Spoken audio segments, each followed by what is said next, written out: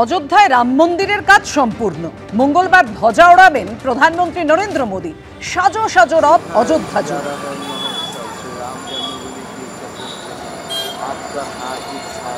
রাম মন্দিরে ধ্বজা উত্তোলন পর্ব।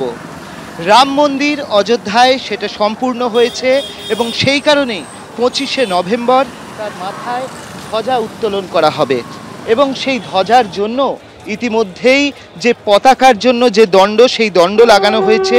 42 ফুট উঁচু হচ্ছে এই দণ্ডটি এবং তার উপর 22 ফুট লম্বা এবং 11 ফুট চওড়া এই ধ্বজা লাগানো হবে। এবং যেরকমটা জানা যাচ্ছে যে এই ধ্বজায় যেরকমভাবে সূর্যের প্রতীক থাকছে, সেই সঙ্গে কাঞ্চন গাছের ছবি থাকছে, এছাড়া ওঙ্কার চিহ্ন থাকছে, এই বিশেষ বৈশিষ্ট্য থাকছে। আমরা দেখতে পাচ্ছি যে এই যে ধ্বজার জন্য যে দণ্ড, অর্থাৎ পতাকা লাগানোর জন্য যে দণ্ড, সেই দণ্ড কিন্তু লাগানো হয়ে গিয়েছে ইতিমধ্যে এবং তারপরে তাতে পতাকা লাগানো হবে এবং সেই পতাকার একটা বিশেষত্ব রয়েছে। ইতিমধ্যেই আমরা জানি যে এই রাম মন্দির নির্মাণ কিন্তু সম্পূর্ণ হয়েছে। তার একতলায় যেরকম বাল্যলীলা রয়েছে, দোতলায় রয়েছে রাম দরবার, সব মিলিয়ে পরিপূর্ণ হয়ে গিয়েছে এবং প্রধানমন্ত্রী তিনি আসবেন, আরএসএস প্রধান মোহন ভাগবত আসবেন এবং তাদের উপস্থিতিতেই কিন্তু এই যে ধ্বজা লাগানো সেইটা হবে এবং তার পাশাপাশি ঘোষণা করা হবে সারা বিশ্বের জন্য যে রাম মন্দির, সেই মন্দির কিন্তু সম্পূর্ণ হয়েছে। ক্যামেরায় শান্তনু দত্তের সঙ্গে অর্ণব মুখোপাধ্যায়, এবিপি আনন্দ, অযোধ্যা।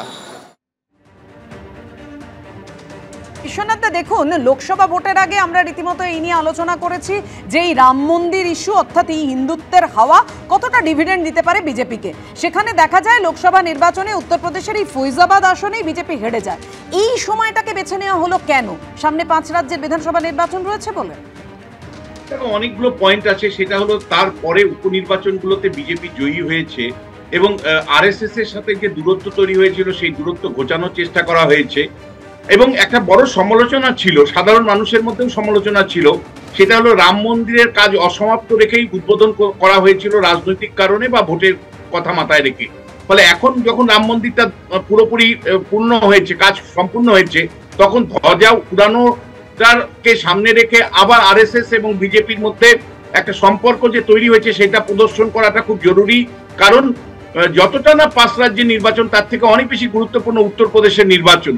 তুমি জানো যে বিজেপি বারবার রাম মন্দিরকে রাজনৈতিক হাতিয়ার করেছে, ইস্যু করেছে।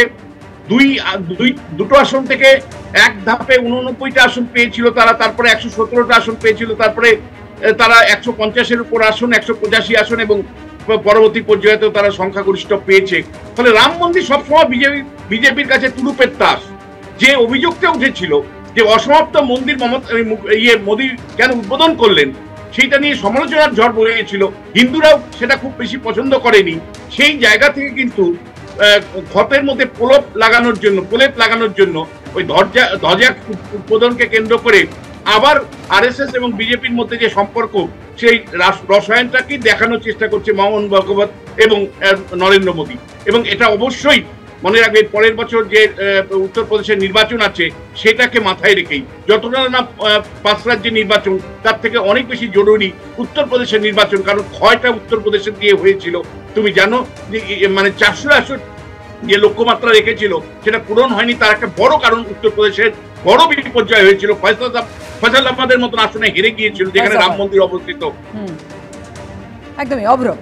দেখুন, আমি বিশ্বনাথ স্যারকে এমনিতে খুবই রেসপেক্ট করি, উনি সেটা জানেন, কিন্তু সব কিছুকে ভোটের সঙ্গে লিঙ্ক করা এবং তুরুপের তাস, এই তাস সেই তাস, এই ধরনের বাক্য বোধহয় এই ক্ষেত্রে ব্যবহার না করলেই বেটার বলে আমি মনে করি। উনি বয়োজ্যেষ্ঠ, তো আমার এটা কনিষ্ঠ হয়ে এটা সাজেশন থাকলো।